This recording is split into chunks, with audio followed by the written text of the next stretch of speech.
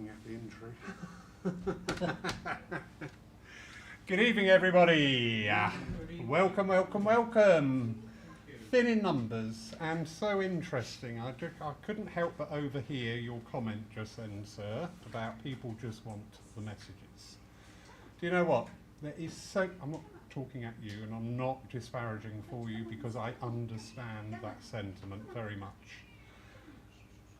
Spiritualism has got so much to offer.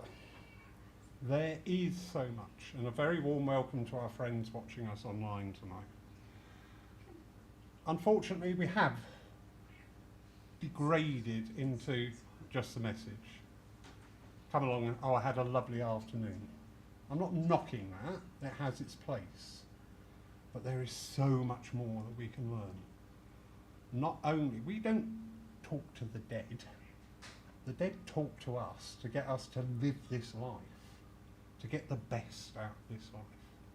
So it's nights, nights like this, where we can have wonderful guests. Sorry about tonight's. Wonderful. Thanks for that. That's great. It gets better. Wonderful guests. We've got a wealth of information to share with us. Very interactive evenings. Please ask questions. All right. Always, always, always say till you're so bored of hearing it, no question is daft. If you hear something you don't understand, ask. That's the only way we find out. Great delight to welcome a one. I don't have favourite mediums. David has got so much knowledge and he's got so much passion for what he does. And that really shines through. So tonight we are talking about spiritual healing. I'm going to leave you in the very capable hands of David Powell. Those of you watching us online at home, if you have any questions, please pop them in the comments box. Those of you in the church, just for your comfort and understanding, people at home can only see the platform, they cannot see you. All right, so if you're in here with somebody you shouldn't be in here with, your secret is safe. Have a wonderful evening. Brilliant. David. Thank you, Laurie. Well, good evening, friends. It is an absolute pleasure, as always, and a joy to be with you here this evening and to have this opportunity, as Laurie said, to basically enter into a discussion. There'll be opportunities to ask questions, and I'll certainly welcome questions. I don't profess to know all the answers, but then that's part of this experience. It's about us each finding our own truth, our own understanding, and then living that to the best of our ability. For those of you who perhaps don't know me or don't know of my background, I'll give you just a 2-minute kind of nutshell history, but I'm not going to kind of dwell on that, and we'll get into the healing stuff. So I've been a platform medium for about the last 14 or so years, serving churches throughout Hampshire, Dorset and the Isle of Wight. But before then, back to about 2005, I started my journey into all of this as a healer. And I've been an approved healing medium with the Spiritualist National Union. Went on to get my CSNU award in healing. Was a deputy leader in a healing group, church-based healing group. And then more recently, I was the healing representative on what was the Southern District Council of the SNU. And that was essentially overseeing the training, the development and the assessment of trainee healers. So that's kind of my background in healing. But I've also been on my own sort of personal healing journey, which I'll talk about again in a nutshell kind of form a little bit later. But I'd like to just start off the talk by touching on another area of passion for me, and that is photography. And for those of you who may know me, I love photography. I love getting out there in nature and taking pictures. And I'd just like to start by introducing you to my camera. you're probably thinking, what on earth is he going on about? This is about spiritual healing, not about photography and cameras. This is the owner's manual that you get when you buy the camera from Nikon, and the one I've got is a D500. And you can probably see by the kind of dimensions of this book, it's about 600 pages long, and it's fairly small print with lots of charts and diagrams. And obviously if you want to operate the camera, that's what you need to kind of study and to digest. But if you want to really move beyond just the understanding of what all the buttons are, you then kind of might progress to something like this, which is a book called Mastering the Nikon D500. And again, as you can see by the size, there's some 700 odd pages with diagrams, photographs, charts and all sorts. So between the two books, and there's other ones you could buy, I'm not doing a sales pitch by the way for Amazon or anything else, but there are other books you could buy. But on approximately, there's 1,000 pages there of information on how to operate this camera. What button to press if you wanted to do this, what not to press if you don't want it to do something else. 1,000 pages of information with photographs, charts and all sorts of other information. But at the end of the day, it is just a camera. It is just a camera that takes pictures. It can't breathe. It hasn't got a heart. It hasn't got the capacity to imagine. It doesn't have memory other than a little memory card that's written digitally. It doesn't eat. It doesn't do any number of things that you do, each and every one of us do, day in and day out. 24 hours a day, 365 days a year, and for however many years that we might live. So the question I'd like to put to you right here and now to begin with is, where is your manual? Have you ever read your operating manual on how to operate what is arguably the most complex, the most advanced creation in all of known creation? There is nothing more complex, more advanced than your body, interwoven with its consciousness.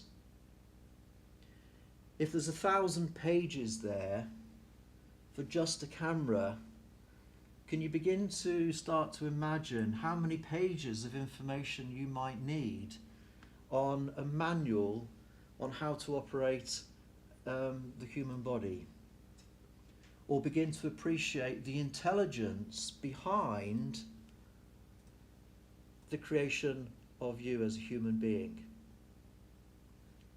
You know, we're not talking about 1,000 pages, we're not talking about hundreds of thousands of pages, are we? And what is this thing that you have as a human body?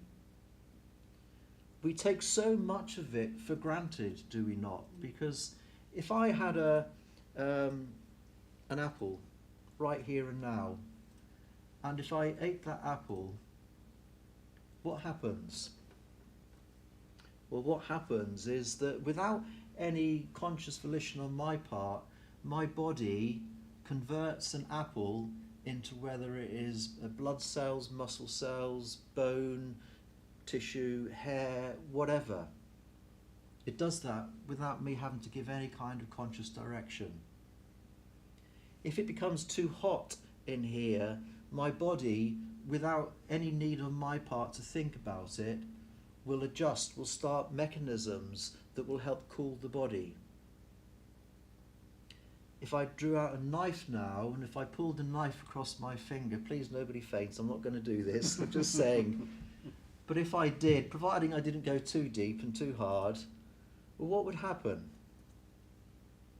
What would happen is that within a few minutes, without, again, me having to give any direction, the blood would start to clot clotting agents would be released into the bloodstream that would start to heal that wound. And before you know it, within a matter of days, you could look at my finger and you wouldn't even know there'd been a cut there. That the bodily intelligence, which is part and parcel of this thing that we call a human body, would heal itself. When we begin to look at this thing called a human body, with that degree of appreciation, that degree of wonder and that degree of awe, we perhaps might see to the extent to which we take this thing for granted. It is a miracle of creation. There is absolutely no doubt about that. And yet largely, what do we do with this miracle of creation? Do we nurture it? Do we honour it? Do we, I say, worship it? And I don't mean, selfies and all that kind of stuff. By and large, we don't, do we? We kind of tend to abuse this thing, this miracle of creation. How do we abuse it? We abuse it by putting things, consuming things that are not good for us. Red wine, malt whiskey, put my hand up. Do so. And any other number of pleasures, foods that we know aren't good for us. We kind of consume this. We don't exercise to the degree that we do. And then there comes that point in time when the body kind of gives us a bit of a kick. And it says, hang on a minute, we've gone kind of too far. And we move, we've been on a little bit of a journey without realising it. We've journeyed from the place of being in a state of wellness, in a state of wholeness, in a state of harmony, into a state of disharmony.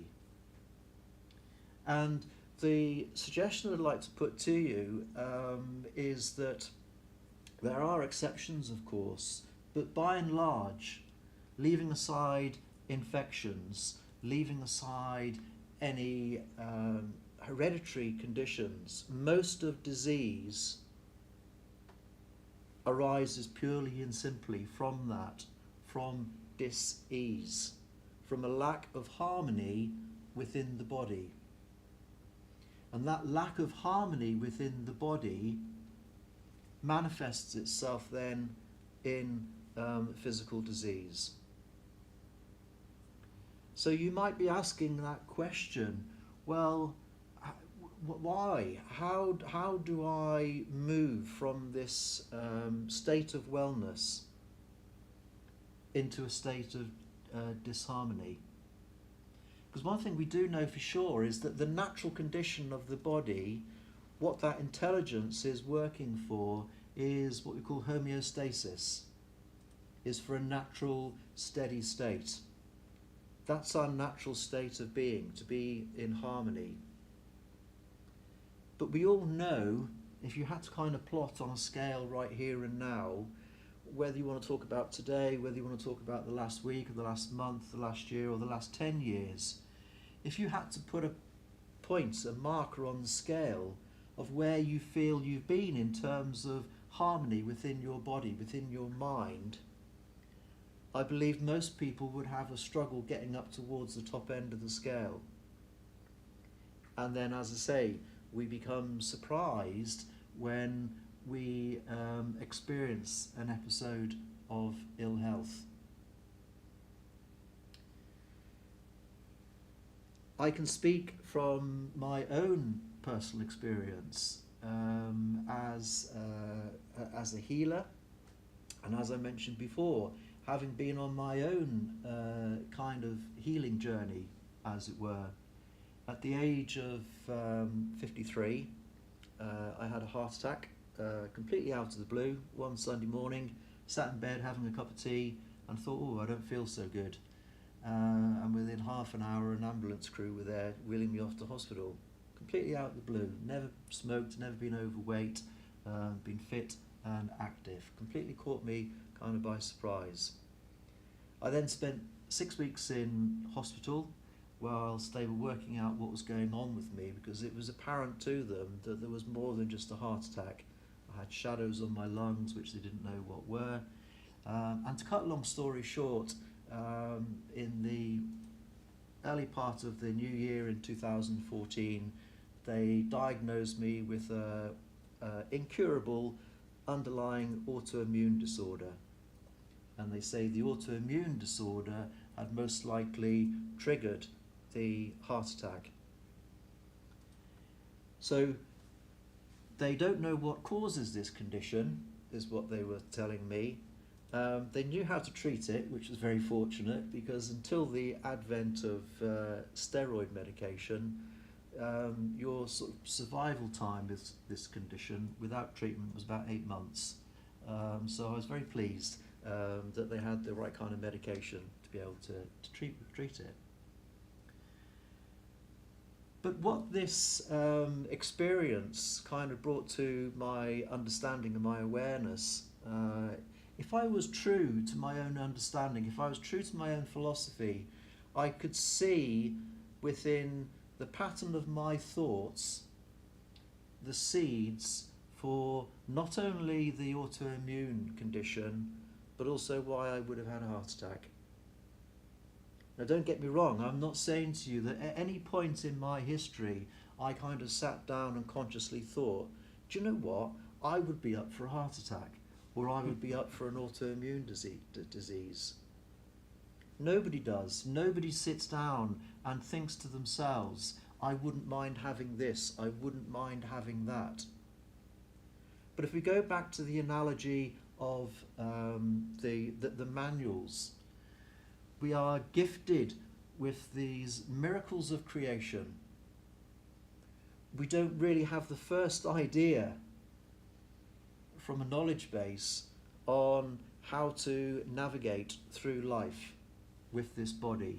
We learn very much by trial and error. We all went to school, we've all been through some level of education, but that education largely, if you think about it, was an accumulation of knowledge, was an accumulation of facts. We know what happened in the history in whatever particular time. We might have learned to speak a language. But did anybody actually sit down and say to you, this is how to use the mind? This is the consequences. If you use your mind, if you entertain a certain pattern of thought, this is what's likely to happen. Nobody told me that, and I'm sure my experience is not unique. No one has told us how to effectively operate this most incredible and wonderful thing called a human body. And we've learned by trial and error. And my error, as I look back, was to have fallen into a pattern of thought and a pattern of being where I was essentially in my own mind at war with myself. Lo and behold, what did I then manifest within my body? A condition which mirrored largely my pattern of thought. Being at war with myself, my immune system, that very thing which is designed to protect us, was basically on the offensive within my own body.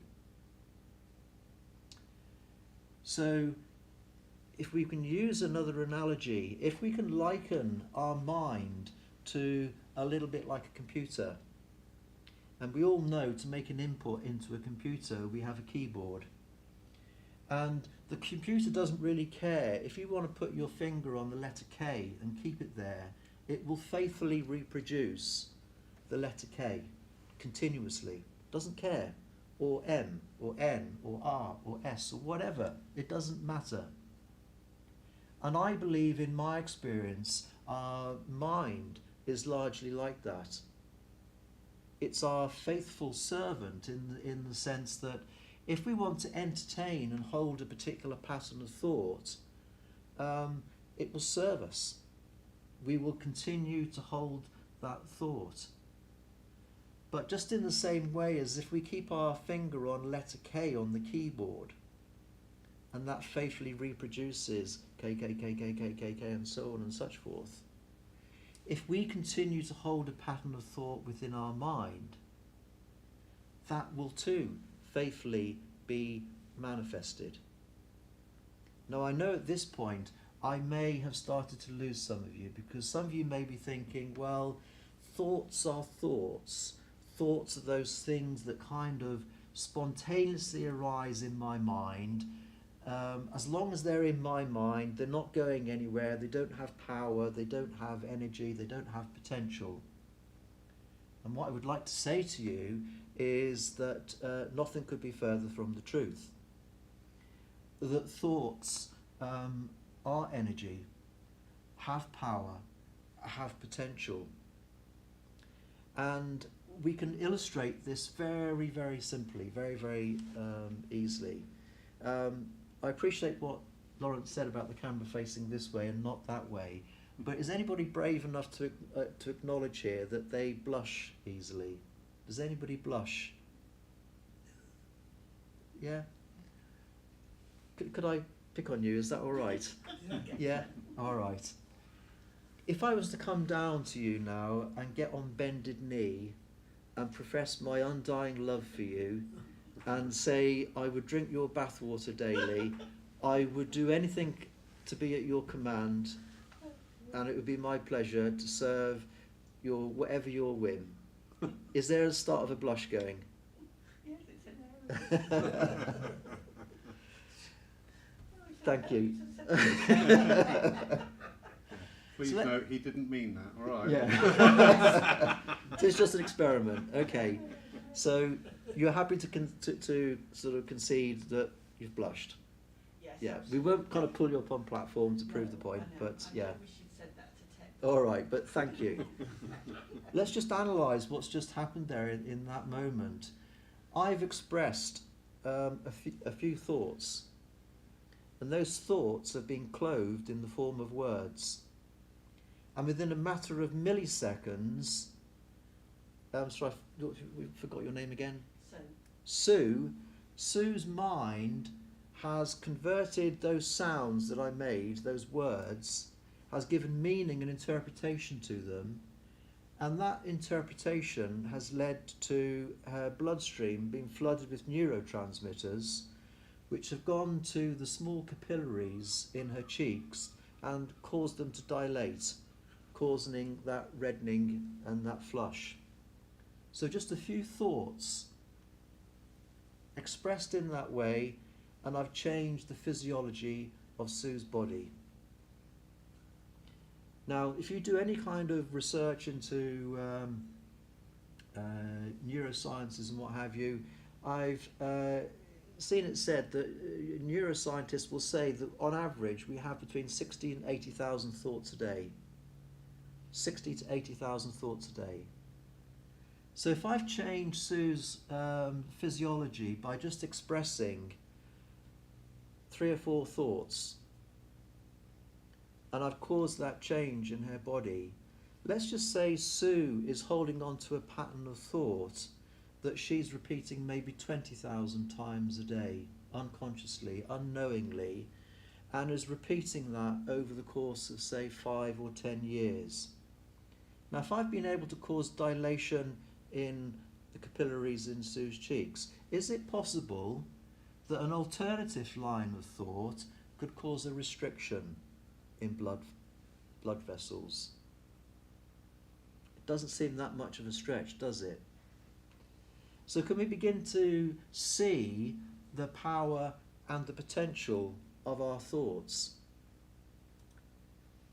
There's also been studies done looking at the power of thought directed in the way of prayer.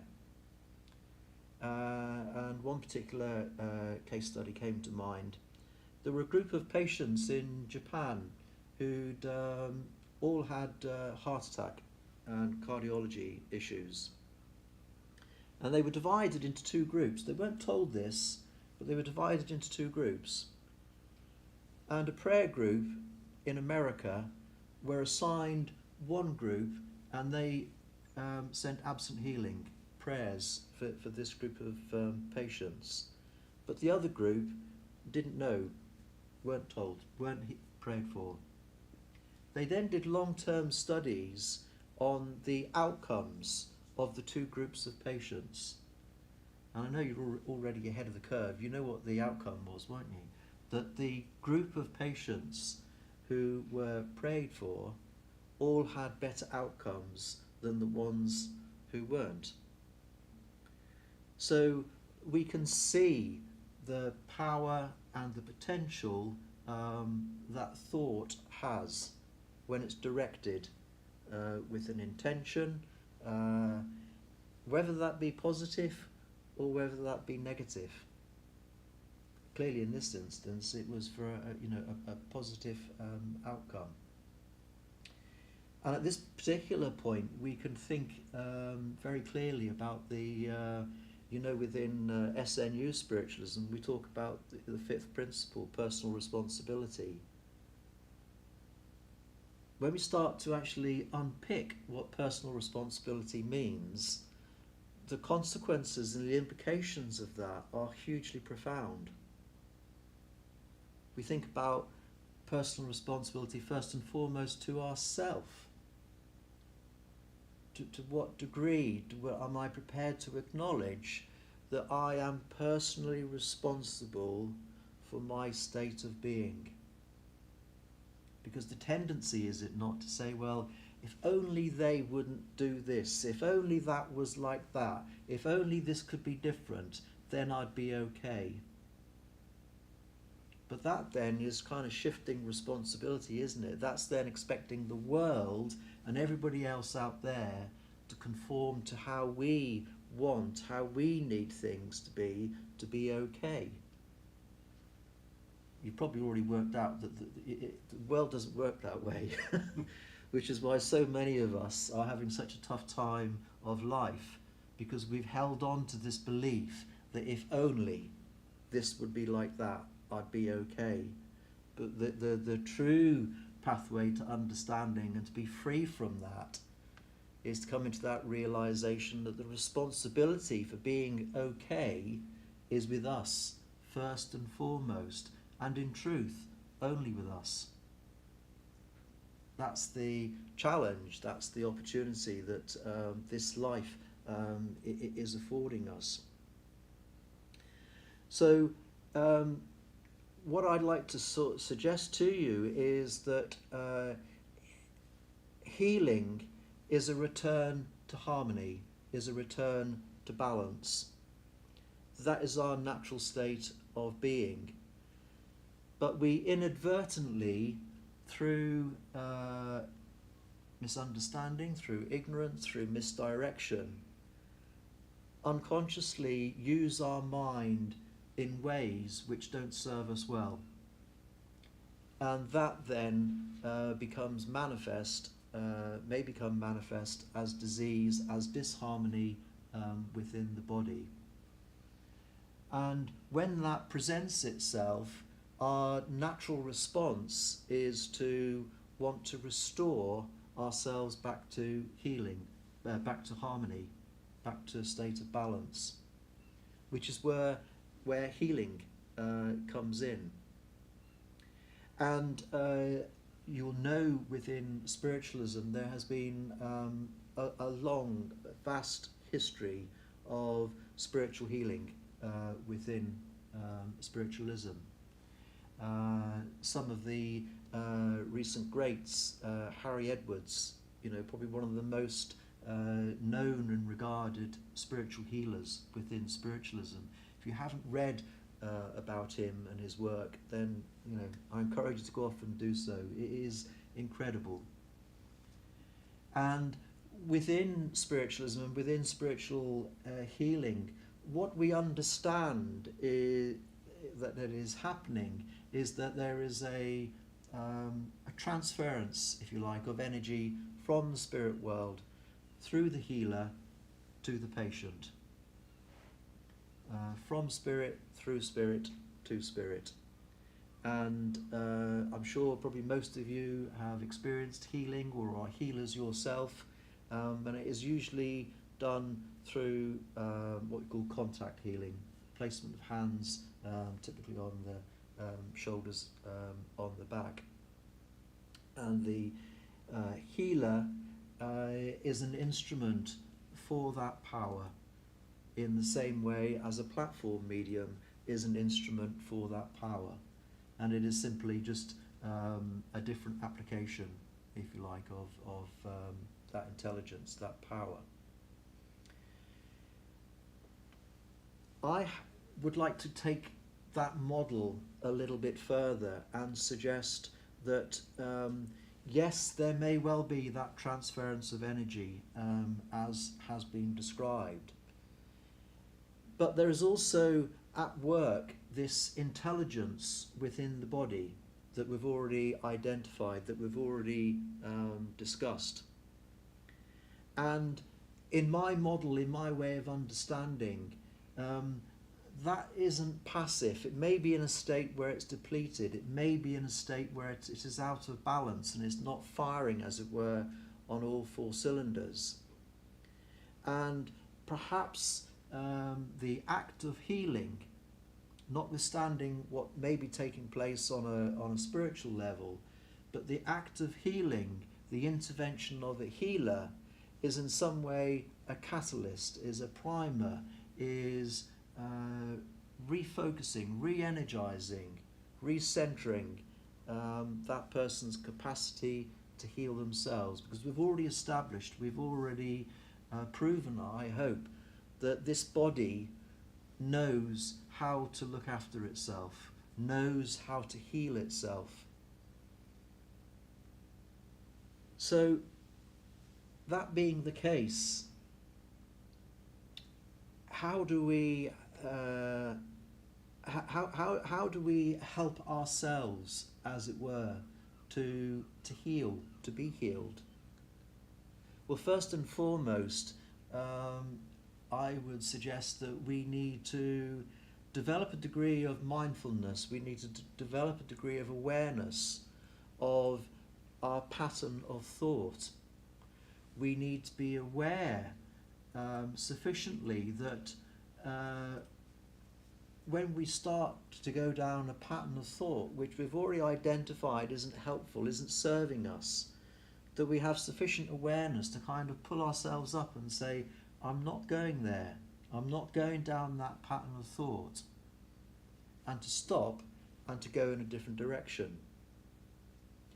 And in the degree to which we're able to do that, we then start to sow seeds for what we want, as opposed to what we don't want.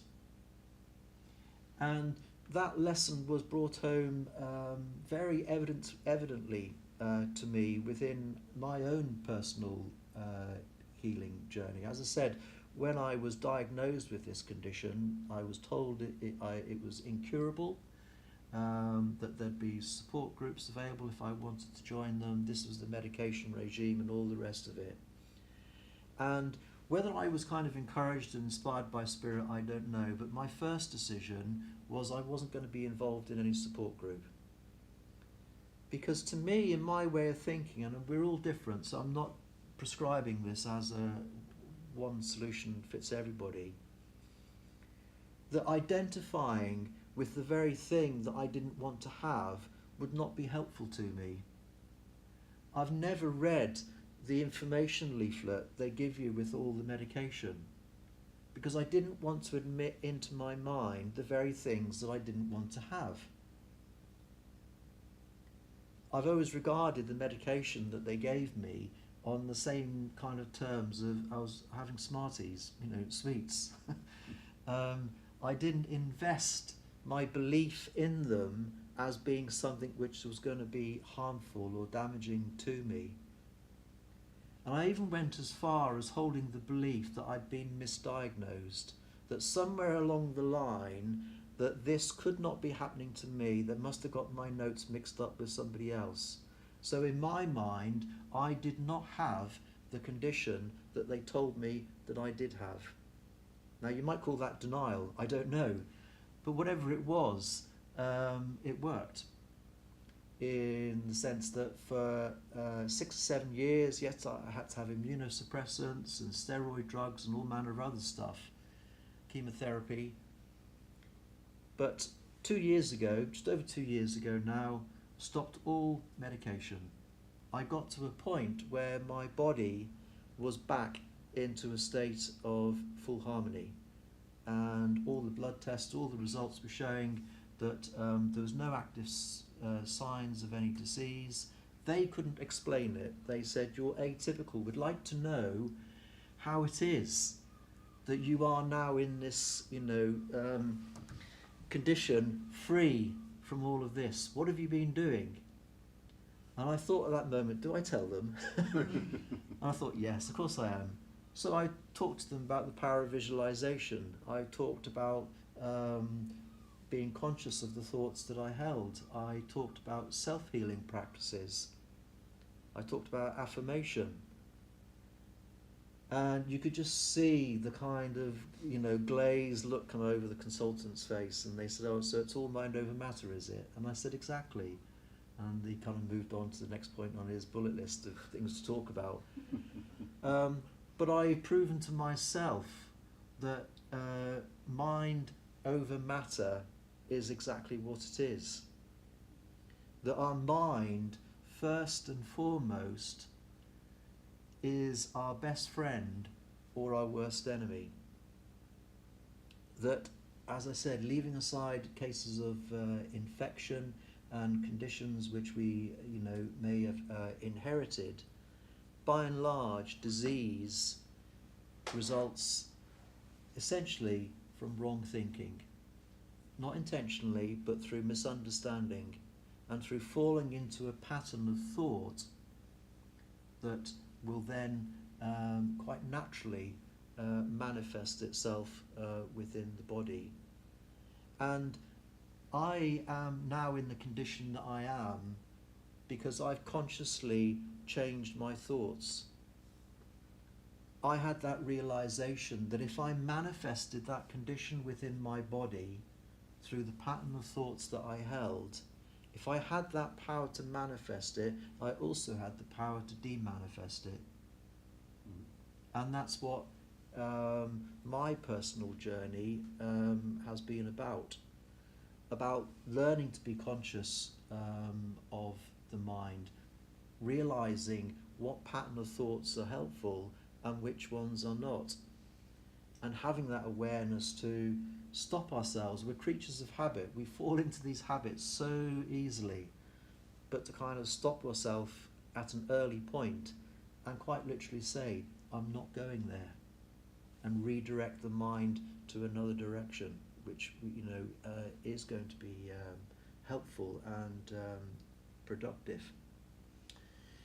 So that has been my kind of personal journey. I spoke before about how can we help ourselves with healing. I've shared with you my personal journey because there may be elements of that you can think, well, actually, yeah, I could kind of import that into my own journey. It's for each and every one of us individually to find and to forge, as it were, our own pathway. But you probably don't need me to tell you, but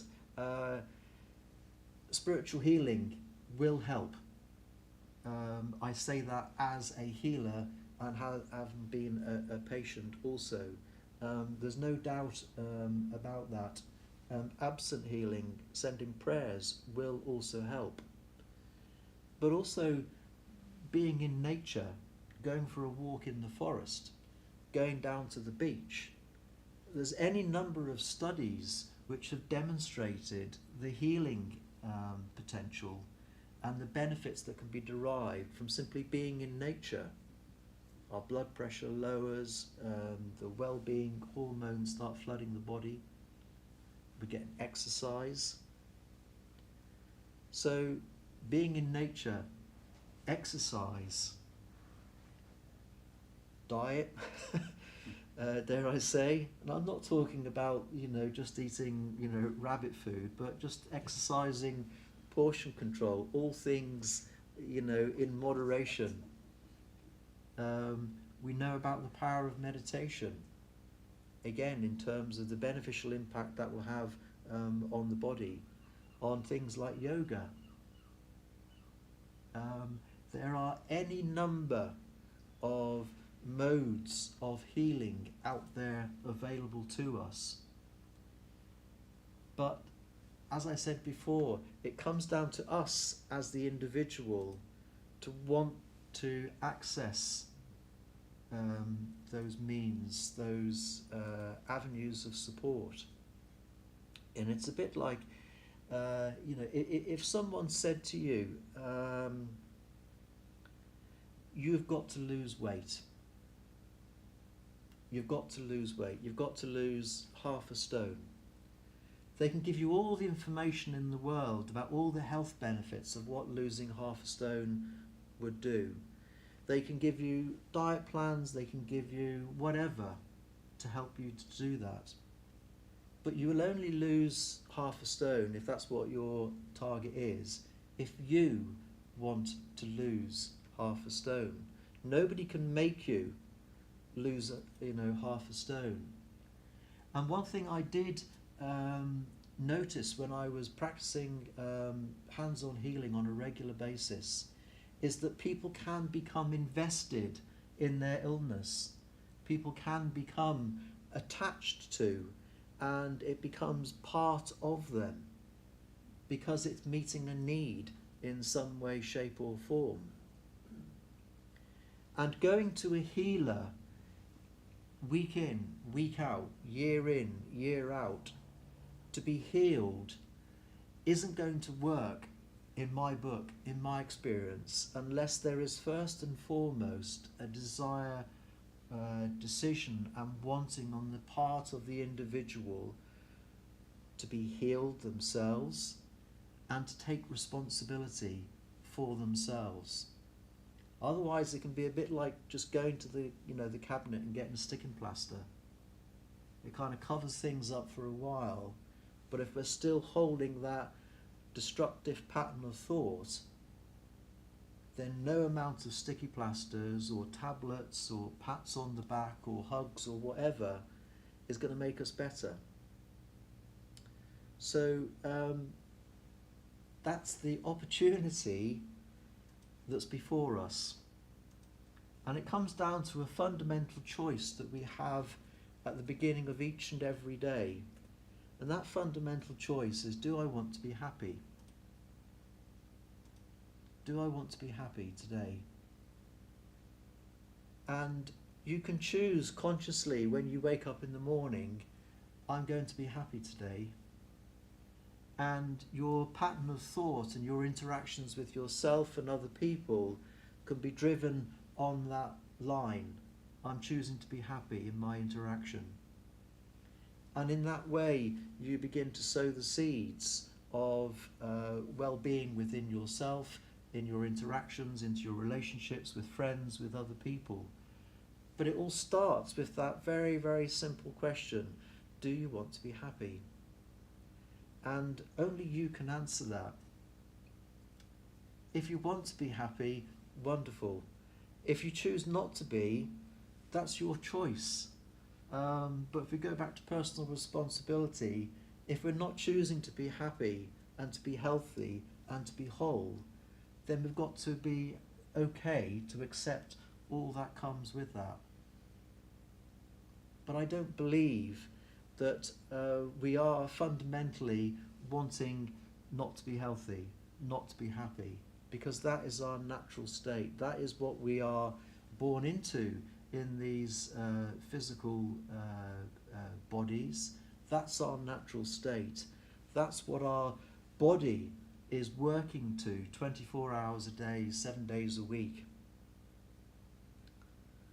Does it not fall on us as the master, as it were, of this being to align our thoughts in such a way as that this creation, this miracle of creation, has all and every opportunity it has through the wonder and the mystery of this earthly life to fulfill itself to its greatest potential.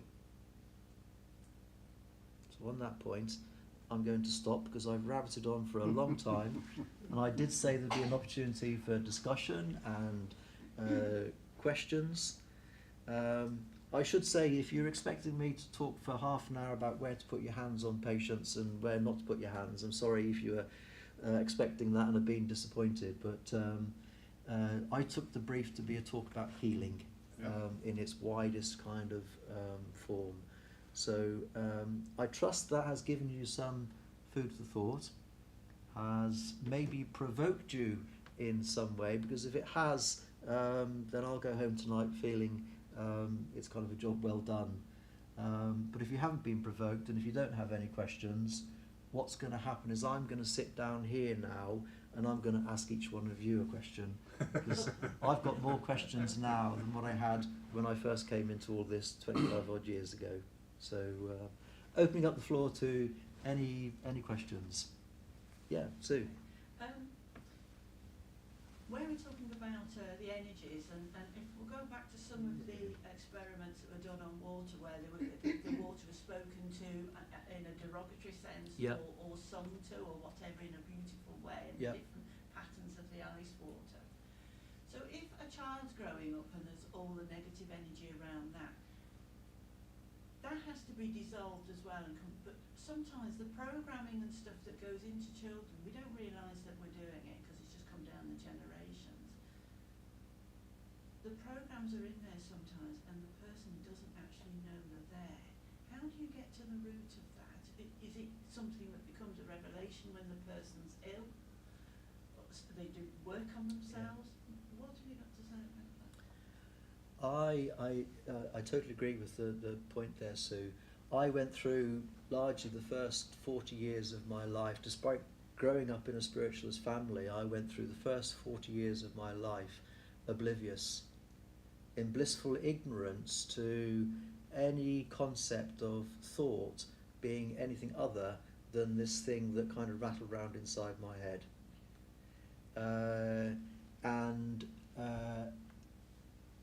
It was, in my instance, it took I think it was the passing of my own father that was like a turning point. From having had a very passive understanding about spiritualism and mediumship, that seemed to be a turning point to go and explore. And life does seem to have a way. Most of the people I know, I associate with through my mediumship and spiritualism, if you talk to them, most of them have been through some kind of experience where they've been laid bare, as it were, either through a bereavement, through a relationship crisis or a health crisis. And it's sad, but that's the way it seems to be for so many people, that either the body gets to a point where it kind of just says, like, enough, and it forces either some degree of awakening or it doesn't.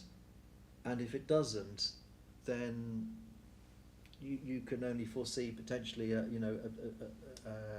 you see people like this recurring spiral into ill health. But the point about children and the conditioning, again, I look back, we all as fathers do our best, to be a good father. We've got a grandson now who's coming up 5, and I've watched him grow up with a much greater degree of appreciation and understanding about how best to interact with him. It's not that I was horrible to my own children, but I've got a much better insight now, and it makes you kind of think, well, if I had my time again, I would have done things a little bit differently. But yes, children, they are born into families. There is so much conditioning that goes on at that young age, which sets the pattern of thought, of perception, of those inner values, of the personality. It's all formed in those, early years. And again, in my own experience, I won't bore you with the details, but I can identify an event that took place when I was 18 months old. And I've had to kind of call on different people to piece these bits together. But that event at 18 months old sowed the seeds very, very clearly for the event that I would then have all those years later. A belief system, a pattern of thought was ingrained in my subconscious at that early age, which has been then quietly working away in the background and then came to a head, I say, at the age of 53.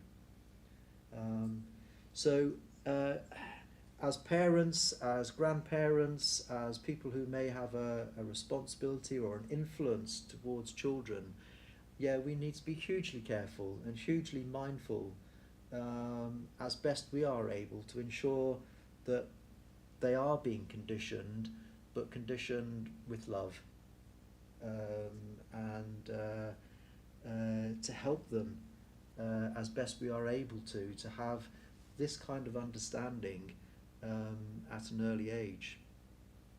It's one of the things I have done with my own children. Only just today I was emailing my daughter a video link for a talk on how our thoughts and stress in particular can impact in the physical body. So a bit belated, but nonetheless, hopefully helpful.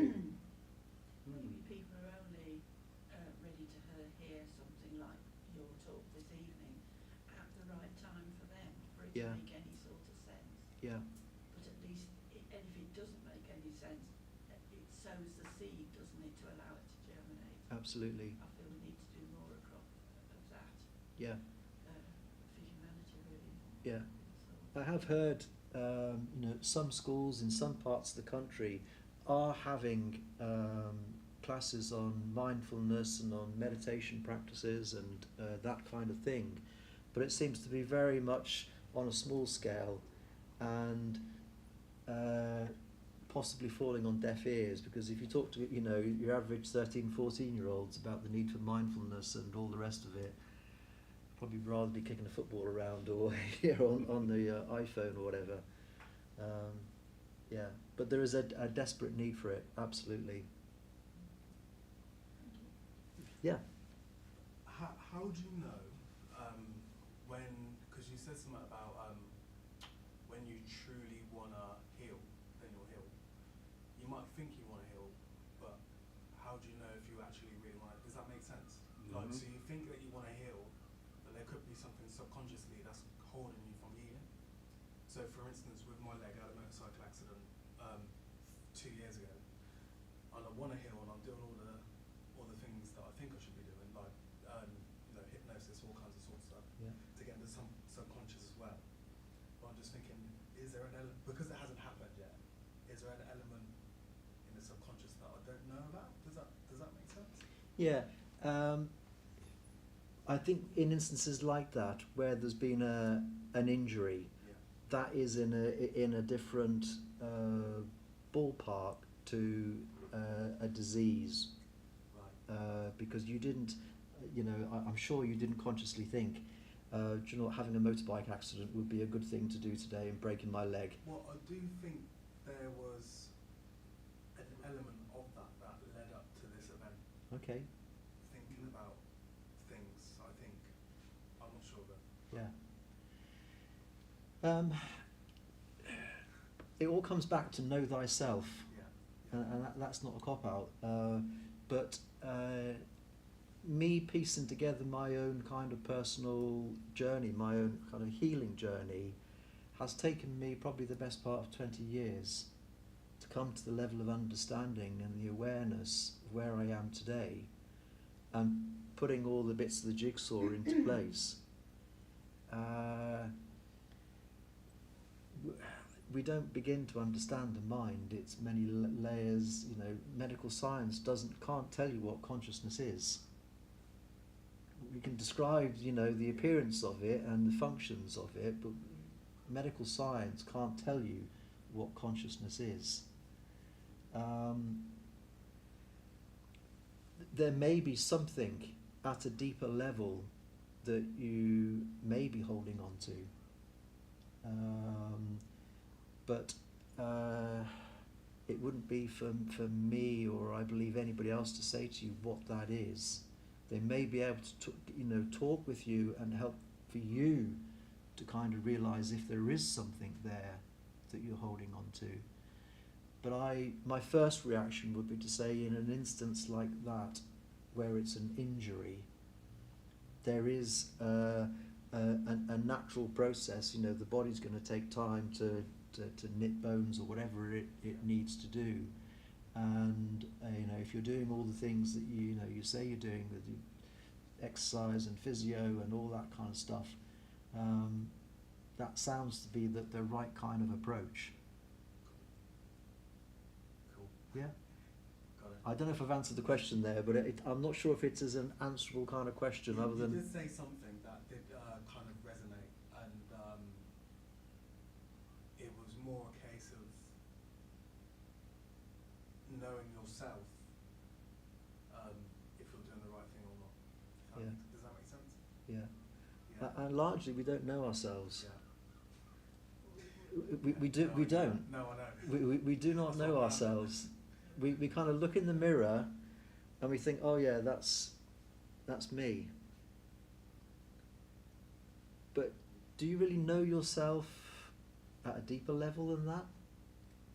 Do you understand what motivates you? Do you understand your fears? Do you understand where they came from?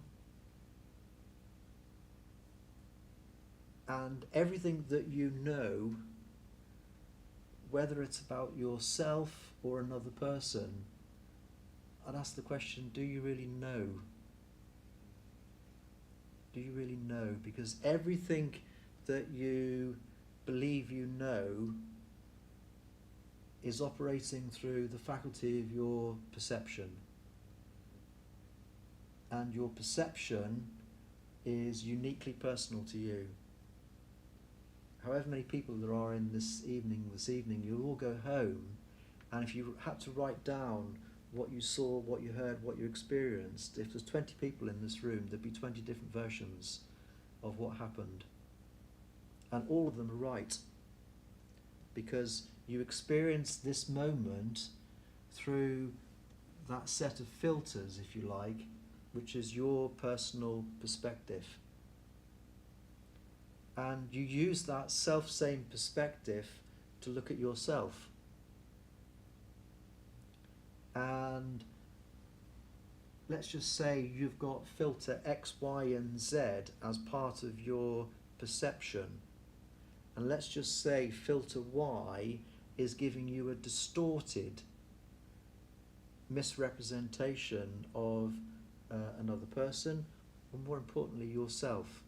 And you're looking at yourself, you're beholding yourself through this filter of perception that is giving you a distorted impression. So let me ask the question again. Do you know yourself?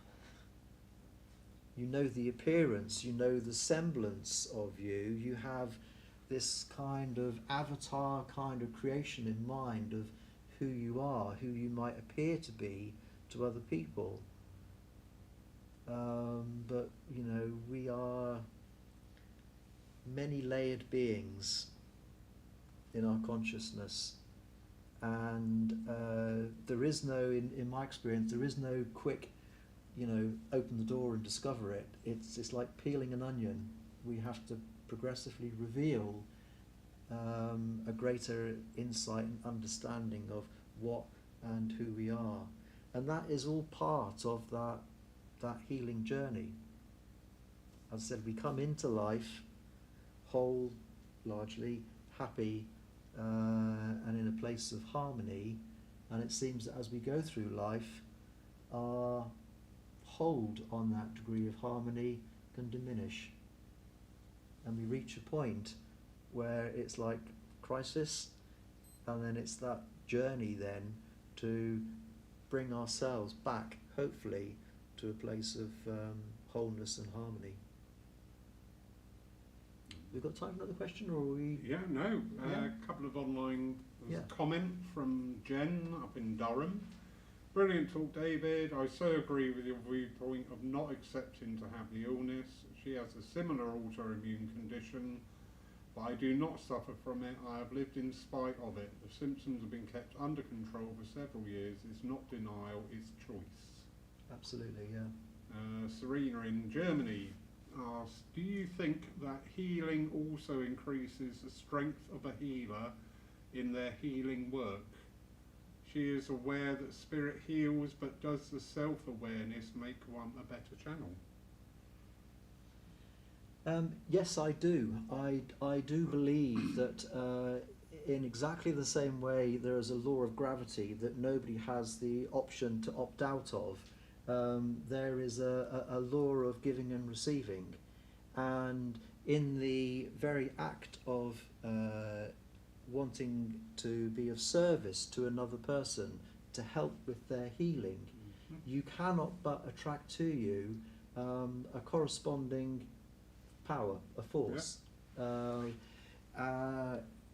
was once told when I first started my healing journey, healers want to heal because at some level they recognise they need to be healed themselves. Yeah. And certainly in my experience that was very true. So I wholly agree that in the act of healing that there is a restorative power that is brought to bear on the healer, and anything that the healer themselves can do to better understand the mechanism of who they are, the agency of that spirit power, how to best utilise and to work in harmony with that, can only lead to a greater manifestation of that power in terms of healing outcome. Yeah. But as I said before, you know, we could be the best channel for spirit, but the patient themselves must want to be healed. There's got to be an alignment with that power and that force, and the patient truly, fully, honestly wanting to be healed. Otherwise, what is it? You know, it can be a social kind of interaction, it can be comforting, but if they're not wanting to be healed, no amount of healing, I don't believe, can overcome their own kind of free choice. I know there's people asking questions about that in their head. This is an unconscious thing, isn't it? This is, we talk about sometimes working with our shadow self, and that's dealing with bits of us actually I don't want to admit to, but I don't really want to say is me, but they are. You know, and it's normally down to things like lack of self-worth, lack of self-love, guilt or things like that. And it's when we start working with those energies and starting to clear those energies, then actually we can see why we're denying ourselves good health. Not consciously. No. I'm not saying anybody sits here going, I want to be ill because when I'm ill I get lots of fuss and I'm just a miserable old bugger anyway, so I'm quite happy being ill. If we don't actually believe ourselves that we deserve to be well, that we are whole and good and we try our best, I'm not saying we're all saints, but we try our best, it's getting down to that level, isn't it, with Absolutely. people? Yeah. So, well, interesting what you're saying about feeding an illness, because I don't want to be, you know, I have an autoimmune disease. Yeah. And I've tried to educate myself about it, but in educating myself about it and finding out that, for example, gluten does not suit my body, because I have Hashimoto's thyroiditis, and most of your immune system's in your gut, so you've got to look after your gut. I then find that certain gluten things can cross-contaminate with calcium, for example, so I started reading up about that, and I'm almost making myself worse because I'm over-educating myself. Yeah. And it becomes almost, you become paranoid about, well, if I take that, that's going to happen, and if I don't do that, something else is going to happen. Instead of just being, just ignore it really. It's not ignorance, it's just that it's not adding anything to my life. No. And it's that, you know, what I call identifying. And I understand that kind of need to want to understand and to read about it, but in the act of doing that, we're then admitting all this stuff into our mind, which can then wreak havoc. I know what I'm saying will go against what, if you go to your GP, that they will tell you, no, this is a good thing to do, and what have you. And I acknowledge, as I said, that what I've spoken about has been very much my personal experience, and I don't offer it as a general prescription. But to my way of thinking, if we identify too strongly with something that, well, whatever it is, we are admitting that it becomes part of our operating thoughts, part of that program that is running in the mind. And if it's not helpful, if it's not serving us, then it's got no place being in the mind. It becomes a bit obsessive, and it's the way that you've pitched it tonight. There's somebody else I need to listen into your talk tonight, because he also obsesses about his health. Yeah. And it's negative. Yeah. Yeah. I'm only stood up, I'm not trying to rush you off, Yeah. I just suddenly had to stand up. Don't panic. Was there another question? Yeah, please. Thanks. I really enjoyed listening to you. Thank you. And when you talked about people being invested in their illness and attached to it, and having to take responsibility to do what they can to change as well, I'm wondering, when people don't do that and they stay invested in it, what point does it get to as a healer to say, okay, what I'm doing here is not, there needs to be your engagement with it as well. And are you honest with people in that, or do you also, is there also a case for Good question. intelligence of spirit coming through in a healing way to help that person take responsibility so Yeah. they continue? I'm just wondering what your experience is with that. Yeah. First and foremost, we've got to recognise, of course, that people who come in are vulnerable in some degree, shape or form. That they may have tried all other avenues of help and support, and quite possibly may have been failed, as it were, in their eyes by those other avenues. So we as a healer have a responsibility not to add to that, and I wouldn't ever dream of saying to a patient, well, it's all your fault because you've been holding this pattern of thought and you need to kind of change that pattern, and don't bother coming to see me until you do. That's painting the extreme, but I wouldn't ever be as blunt.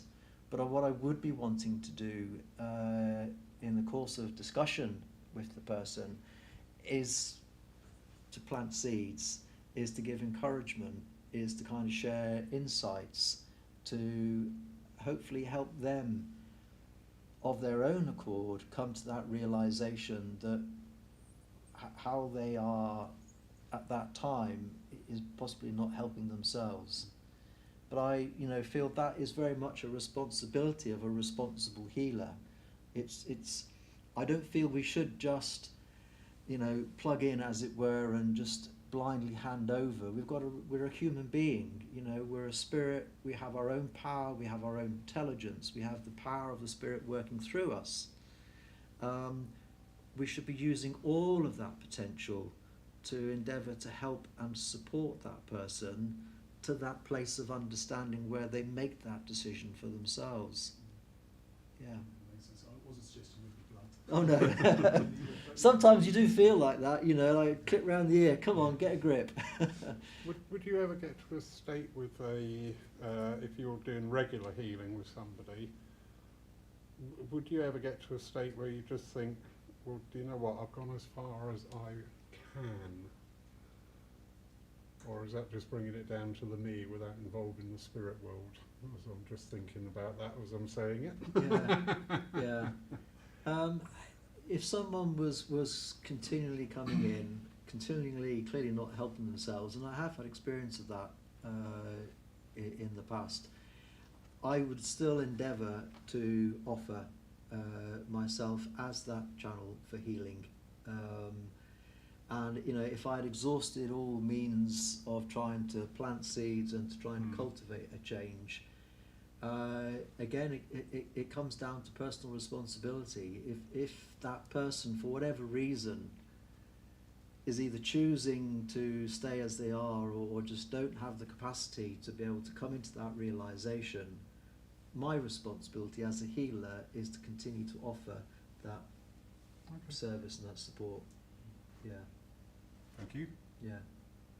As I said, you may, part of you want to kind of stand back from that and say, look, you know, Yeah. end of the line, but I don't know if I could.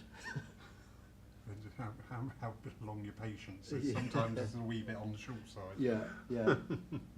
Was there another question? Yeah, Sue. One more. Have you come across the where people are afraid to be well and the best they can be? Does that make sense to you? Where they're Yeah. almost afraid to be, well, I'm that well, I have the energy, I have the light and all this type of thing, and to get out there in the world and live. Have you come across that as well? Have you got anything to say about that? I have, yes. Not in many instances, but I certainly have experienced that. And as I said, people can become invested in their illness, in their lack of well-being, because at some level it's meeting an inner need. And that inner need may be that the illness is providing a level of comfort, a level of interaction, a level of sympathy, a level of care, a level of love that would otherwise be absent. And as I said, we're creatures of habit, and we fall into patterns and ways of being, not through choice largely, but unconsciously. You may be hiding as well, hiding from the world. Yeah, and also, again, I experienced, you know, this personally. There were times on my healing journey where it can seem like doom and gloom. You know, that the light at the end of the tunnel seems like a long way off. Train coming at you. Yeah, and it could almost be as easy just to kind of give in to that and just put my feet up and say, well, you know, this is what it is, this is what it is. You know, we're all different. I think it's like the example I've just spoken about there. We can only do what we can do to try and help that person realise the opportunity that they have and encourage them towards that. But if they're not wanting to or not able to for some reason, at the end of the day, it is their life. And, you know, it comes down again to personal responsibility, personal choice. But some people I feel can become so lost that they have lost that sight, as it were, of the potential, the opportunity to be well. And they need love, they need support, they need care, you know, not abandoning them at all. But I'm not suggesting that's easy. Brilliant. Very quickly, Leslie Thomas sends her regards. Oh, lovely. Thank you, Leslie. Well, Okay. David. No for that. No, seriously, you deserve it. Do you know what? Again, bringing back in what I was saying at the opening of the evening, in spiritualism we've got some wonderful mediums, we've got some other mediums, and we've got some other mediums. We've got very few teachers. Thank you. And thank you for tonight. That was perfectly understandable. I love your angle as you come in at it. Especially when you're picking up the book about the camera, I'm going, right, okay, where are we going with this then?